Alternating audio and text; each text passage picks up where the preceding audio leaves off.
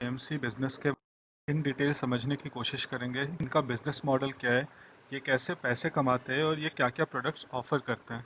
तो दोस्तों, इस एनालिसिस करने के लिए मैंने एचडीएफसी एएमसी के इन्वेस्टर प्रेजेंटेशन को गो थ्रू करने का आज डिसाइड किया है और मैं आप लोगों के साथ गो थ्रू करूंगा, जिससे हमें एक कॉम्प्रिहेंसिव ओवरव्यू मिल जाएगा कि ये बिजनेस एक्चुअली क्या करना चाहता है और कैसे पैसे कमाता है। दोस्तों, जैसे कि हमें पता है कि H D F C M C एक एसेट मैनेजमेंट कंपनी है। तो एक एसेट मैनेजमेंट कंपनी इवेंचुअली क्या करेगी कि आपसे आपके एसेट्स लेगी एंड उस एसेट को मैनेज करने के लिए कुछ फीस चार्ज करेगी। जैसे कि हम लोग देखते हैं, जो इक्विटी म्यूचुअल फंड्स होते हैं उसमें कुछ मैनेजमेंट फीस होती है 1%, 0.3%, 0.6%। डेट फंड्स में भी ऐसे ही होती है। तो जो वो फीस होती है, जनरली एएमसी बिजनेसेस उसी फीस से कमाते हैं। तो दोस्तों, अगर हम देखें कि H D F C M C के पास जो टोटल एयूएम है अभी, वो है 7056 बिलियन रुपीस का। उसमें से 4724 बिलियन इनके इक्विटी ओरिएंटेड में है और 30 बिलियन इनके पीएमएस एंड एसएमए में है। बाकी दो दोस्तों हैं वो है इनके डेट फंड्स में। अब अगर हम quarterly average asset under management की बात करें तो ये अराउंड 6716 बिलियन का है। और वहीं अगर equity oriented quarterly average AUM की बात करें तो ये 4319 बिलियन का है। दोस्तों, इस डेटा से हमें क्या पता चलता है कि ऑलमोस्ट इनका जो 70% ऑफ एयूएम है, ऑलमोस्ट वो इक्विटी ओरिएंटेड फंड्स से आता है। और ये चीज़ अच्छी क्यों है, क्योंकि इक्विटी ओरिएंटेड फंड्स को मैनेज करने के लिए फंड हाउसेस ज़्यादा फीस चार्ज कर पाती है। अगर आप देखोगे ऑन एन एवरेज जो डेट फंड्स होते हैं उनकी जो मैनेजमेंट फीस होती है वो कम होती है, बट जो expense ratio equity oriented funds का होता है वो ज़्यादा होता है। इवेंचुअली पीएमएस में तो और ज़्यादा होता है मैनेजमेंट फीस, बट पीएमएस का बिजनेस इनका काफ़ी छोटा है। तो दोस्तों, अगर हम आगे देखें कि जो actively managed equity oriented quarterly asset under management है वो 4072 बिलियन का है। जो जो debt quarterly average asset under management में है वो 1427 बिलियन का है। और उसी तरह लिक्विड क्वार्टरली एवरेज एयूएम इनका 715 बिलियन का है। तो टोटल जो मार्केट शेयर है इनका इक्विटी ओरिएंटेड एसेट्स मैनेज करने में वो अराउंड अराउंड 13% का है। डेट में अराउंड अराउंड 13.3% का है और 12% इनका लिक्विड फंड्स में है। तो इससे हमें ये भी समझ में आता है दोस्तों कि ऑल्दो जो एएमसी बिजनेस है वो बहुत ही हेविली कॉम्पिटिटिव है, क्योंकि बहुत सारे प्लेयर्स हैं इसमें। आपने देखा होगा आईसीआईसीआई, एचडीएफसी, टाटा भी है इसमें, यूटीआई है, मिराय एसेट, पराग पारिक, बहुत सारे प्लेयर्स हैं दोस्तों। बट बिकॉज वो इंडिया का इन्वेस्टर बेस इतना बड़ा है, अमाउंट ऑफ कैपिटल इतना ज़्यादा है, H D F C M C उस इतने कंपटीशन के बाद भी around around 13% market share capitalize करने में सफल रही है। दोस्तों, इनका प्लेटफॉर्म जो ब्रोकरेज प्लेटफॉर्म है उसके थ्रू ये म्यूचुअल फंड्स बेचते हैं, एक्टिव पैसिव, एआईएफ मतलब alternative investment funds, and PMS की सर्विस भी प्रोवाइड करते हैं।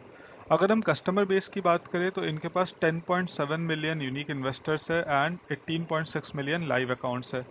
अगर हम इनके टोटल रीच की बात करें, जो कि मुझे लगता है कि इनका एक बिजनेस मोट है, बिकॉज जो नए ब्रोकरेज हाउसेज हैं उनके लिए इंडिया के छोटे जगहों पे पहुंचना बहुत मुश्किल है। मैंने देखा है कि वेस्ट बंगाल के छोटे छोटे गांव तक में एचडीएफसी अपने ब्रोकर्स के थ्रू और अपने एजेंट्स के थ्रू अपने प्रोडक्ट्स बेचने में सफल रहती है।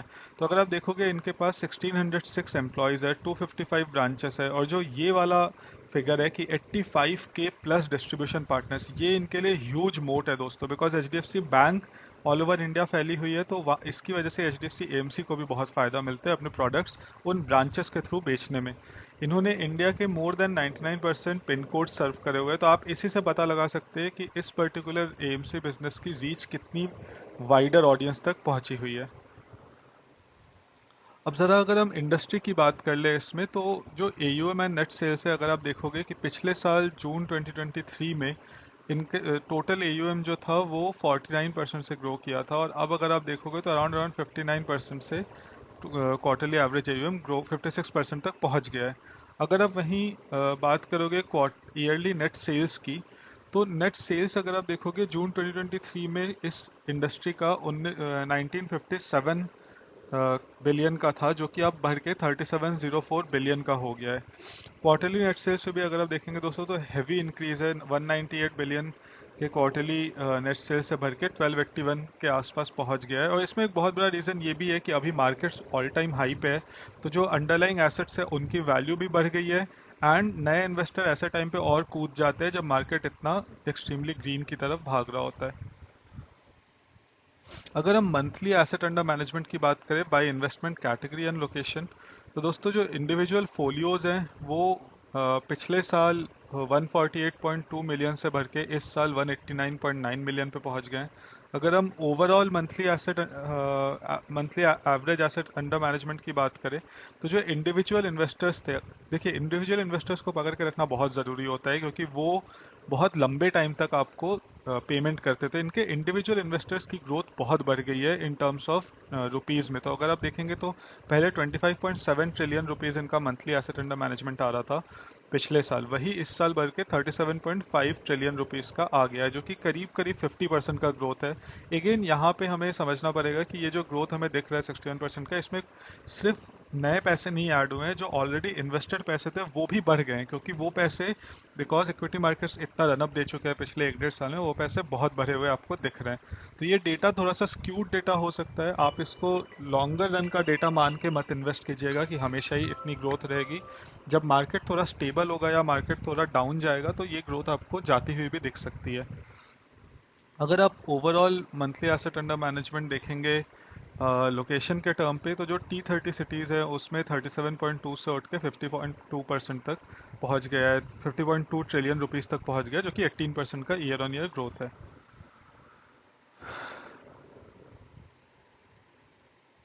दोस्तों अगर हम अब आ जाए SIP फ्लोस की, जो कि हमने बहुत सालों से हम देख रहे हैं कि पिछले 4-5 साल में, बिकॉज एक तो डिस्काउंट ब्रोकर्स और इन लोगों के आने से लोग बहुत इजीली अकाउंट्स खुलवा पाते हैं। जो ऑनलाइन KYCs वगैरह होने की वजह से आजकल ब्रोकरेज अकाउंट खुलवाना इजी हो गया है। डीमैट हो जाने से आपके पास अकाउंट खोल के शेयर की खरीद बेच करना इजी हो गई है। तो पिछले, और जो यूट्यूब और इंटरनेट पहुंचने की वजह से जो लोगों तक नॉलेज पहुंचा है, एक नॉर्मल गांव के लोगों तक भी नॉलेज पहुंच गया है शेयर मार्केट का, तो उसकी वजह से SIP के फ्लोज बहुत बढ़े हैं इंडिया में। रिटेल इन्वेस्टर्स ने बहुत SIP करी है पिछले 4-5 साल में। तो अगर आप SIP कंट्रीब्यूशन देखेंगे तो पिछले साल जहां 147 बिलियन रुपीस का था जून 2023 में, वहीं इस बार जून 2024 में 213 बिलियन रुपीस का SIP कंट्रीब्यूशन पहुंच गया है। अगर हम SIP का एसेट अंडर मैनेजमेंट देखें तो जहां पिछले साल 7.9 बिलियन ट्रिलियन रुपीस का था, वहीं इस साल 12.4 ट्रिलियन रुपीस का हो गया है, जो कि 90% ईयर ऑन ईयर ग्रोथ है। दोस्तों इसमें हमेशा वापस से ध्यान रखिएगा कि ये जो ग्रोथ है ये सिर्फ ऑर्गेनिक ग्रोथ नहीं है, एग्जिस्टिंग पैसा भी बहुत ज़्यादा ग्रो हो गया है पिछले 2 साल में। अब अगर हम HDFC AMC की बात करें, कि पिछला जो हमने बात की वो टोटल इंडस्ट्री की बात की, तो हमें इतना तो समझ में आ रहा है कि इंडस्ट्री ग्रोथ एरिया में है, एंड एक ये सनराइज इंडस्ट्री काइंड ऑफ ही है, बिकॉज इंडिया में अभी भी जो इक्विटी मार्केट्स में इन्वॉल्वमेंट है वो बहुत ही कम लोग करते हैं कंपेरेटिवली टू डेवलप्ड नेशंस। तो ये सनराइज इंडस्ट्री तो है। तो अब हम ये देखते हैं कि HDFC AMC इस इंडस्ट्री को कितना भुना पा रही है। तो अगर आप इनका मार्केट शेयर देखोगे तो पिछले साल जून 2023 में 11.3% के था, जो कि इस साल 0.1% बढ़ के 11.4% हो गया है क्वार्टरली एवरेज AUM के टर्म्स। तो अगर क्लोजिंग AUM के टर्म्स में बात करेंगे तो 11.2% का मार्केट शेयर था इनके पास जून 2023 में, वो इस बार बढ़ के 11.5% का हो गया है। अब अगर हम लोग क्वार्टरली एवरेज AUM की बात करें तो इसमें भी हमें दिख रहा है कि ग्रोथ इनका 12.1% से बढ़ के 12.9% तक आ गई है मार्केट शेयर में। और अगर क्लोजिंग AUM की बात करें तो उसमें भी 12.2% से बढ़ के 13% तक आ गई है। अगर डेट इक्विटी फंड्स की बात करें दोस्तों, तो डेट इक्विटी फंड्स में भी इन्होंने मार्जिनली मार्केट शेयर गेन किया है। पिछले साल जहां इस क्वार्टर में इनके पास 13.2% मार्केट शेयर था, वहीं इस साल इन्होंने 13.3% टोटल मार्केट शेयर के साथ इस क्वार्टर को एंड किया है। क्लोजिंग AUM के टर्म्स में अगर देखें तो उसमें भी इन्होंने एक मार्जिनल ग्रोथ दिखाई है in terms of market share gaining 13.3% से 13.5%। तो डेट के मार्केट में भी इन्होंने थोड़ा मार्केट शेयर ग्रो किया है। दोस्तों अगर अब इसी पे हम लिक्विड फंड्स की बात करें तो लिक्विड फंड्स में इन्होंने मार्केट शेयर थोड़ा लूज किया है, जैसा कि हम देख सकते हैं कि 13.7% का मार्केट शेयर था इनके पास 2023 जून क्वार्टरली एवरेज AUM के हिसाब से, जो कि इस साल गिर के 12% ही रह गई है। सिमिलरली क्लोजिंग AUM में भी इन्होंने थोड़ा सा मार्केट शेयर लूज किया है लिक्विड AUM के टर्म्स में, तो 13.5% से गिर के 12.7% रह गई है। ये हम लोगों ने अभी अभी गो थ्रू कर लिया, तो दोस्तों इसको मैं आगे जाता हूँ। तो इंडिविजुअल इन्वेस्टर अकाउंट्स की बात कर ले अगर, या मंथली एवरेज AUM की अगर हम बात करें, तो नंबर ऑफ इंडिविजुअल अकाउंट्स इनके पास बहुत भरे। तो ये जो डेटा है दोस्तों, ये बहुत इंपॉर्टेंट डेटा है कि इंडिविजुअल अकाउंट्स में इन्होंने 55% की ग्रोथ करी है, क्योंकि कल को मार्केट अप या डाउन जाए बट जो इंडिविजुअल अकाउंट्स इन्होंने अपने साथ खोले हैं वो इनके साथ ही रहने वाले हैं। तो ये एक बहुत अच्छे नंबर है कि इन्होंने 54% ईयर ऑन ईयर ग्रोथ करी है number of live individual accounts में। अगर हम इंडिविजुअल मंथली एवरेज एयूएम की बात करें दोस्तों, तो इसमें इन्होंने अच्छी खासी ग्रोथ फिर से शो की है। पिछले साल जहां इन्होंने 3328 करोड़ का 3328 बिलियन रुपीस का बिजनेस किया था, वहीं इस साल इनके पास जो average monthly asset under management था वो 4997 बिलियन रुपीस का था। इंडिविजुअल इन्वेस्टर्स के पास H D F C M F जो म्यूचुअल फंड है वो बहुत अच्छे नाम का है, हमें पता है, तो काफ़ी हमने ये देखा, बिकॉज अगर आपके पास 10-12% से ज़्यादा मार्केट शेयर है, वो भी इतने कॉम्पिटिटिव मार्केट में, तो ऑब्वियसली इसका मतलब है कि लोग एच डी एफ सी के म्यूचुअल फंड से भरोसा करते हैं और इन्होंने अच्छे रिजल्ट भी लेके दिए हैं। एंड सबसे बड़ी बात यह है कि एच डी एफ सी का नाम बहुत बड़ा है इंडिया में, तो एक ट्रस्टेड ब्रांड है, that's why individual assets market share तो ये गेन करते हैं। सभी में आप देखोगे मोर देन 13% इन्होंने रखा हुआ है। यूनिक इन्वेस्टर्स की अगर बात करें दोस्तों, H D F C A M C में इनके पास 7.1 मिलियन यूनिक इन्वेस्टर्स है, और टोटल म्यूचुअल फंड इंडस्ट्री के पास 38.3 है। तो इसमें भी आप देख लो 18% का मार्केट शेयर यूनिक इन्वेस्टर्स के टर्म्स से भी, मतलब हर पांचवें में से एक बंदा इंडिया का H D F C mutual fund के थ्रू इन्वेस्ट कर रहा है। सिमिलरली अगर आप देखोगे पिछले जून से जून 2024 पे अगर हम आ जाए, तो अराउंड अराउंड 23% हो गया ये यूनिक इन्वेस्टर्स का H D F C A M C के साथ बिजनेस करना। तो 23% तो हर ऑलमोस्ट हर चौथे में से एक बंदा इनके साथ म्यूचुअल फंड खरीद रहा है इंडिया का, जून 2024 में। वहीं पे दोस्तों अगर हम सिस्टमैटिक ट्रांजैक्शन की बात करें, तो मार्च 2016 में जहां 4.9 बिलियन रुपीस का सिस्टमैटिक ट्रांजैक्शन होता था, एसआईपी होता था, वहीं अब बढ़ के 32.1 हो गया, मतलब 6 टाइम्स ग्रोथ आपको दिख रही है 8 साल में, जो कि इनसेन नंबर्स है इतने बड़े फंड हाउस के लिए। तो बहुत ही अच्छे नंबर्स हैं ये। इनका दोस्तों जो डिस्ट्रीब्यूशन नेटवर्क है, अगर हम उसकी बात करें, तो हमें पता है कि नेशनल डिस्ट्रीब्यूटर्स टोटल अगर 21.4% है, H D F C bank खुद के डिस्ट्रीब्यूटर्स के थ्रू 6.1% का अपना ब्रोकरेज के चीज़ें बेचता है, एंड बाकी दूसरे जो इनके डिस्ट्रीब्यूटर नेटवर्क है उसको भी ये हेविली यूज़ करता है। अगर आप टोटल एयूएम के हिसाब से देखेंगे, तो H D F C bank खुद 6.1% बेचता है, 39% डायरेक्ट लोग खरीदते हैं, म्यूचुअल फंड डिस्ट्रीब्यूटर्स 28.4% बेचते हैं। तो इनका आपको ये समझ में आ रहा है कि मल्टीपल चैनल्स है अपने प्रोडक्ट को बेचने के लिए, एंड जैसा कि हमने देखा कि 99% ऑफ पिन कोड से ऑलरेडी सर्व करते हैं, तो ये बहुत ही हैवी रीच है इनकी ऑल ओवर इंडिया में।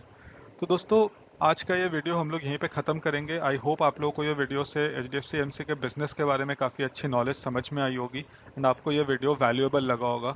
अगर ऐसा लगा है दोस्तों, तो प्लीज़ आप मेरे चैनल को शेयर कीजिए, सब्सक्राइब कीजिए मेरे चैनल पे, बेल आइकन को प्रेस कीजिए, और इस वीडियो को लाइक एंड शेयर करना मत भूलिए। धन्यवाद।